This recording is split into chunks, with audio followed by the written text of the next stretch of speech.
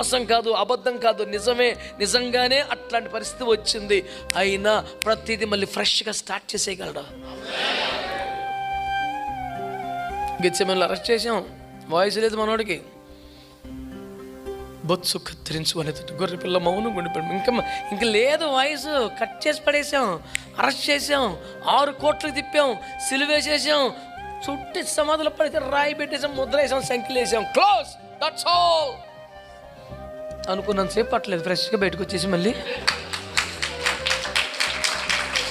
యేసు ప్రభు మీద ఇన్ని పేలారు కదా. నీ ఫ్యామిలీ గురించి మాట్లాడరా, నీ లైఫ్ గురించి మాట్లాడరా, నీ సేవ గురించి మాట్లాడరా, నీ ఫైనాన్స్ గురించి మాట్లాడతారు సార్. దానికి ఖర్చు పెట్టుబడి, వాడికి అర్హత అక్కర్లా, ₹1 రేట్ అక్కర్లేదు, ఎవడైనా వాగుతాడు.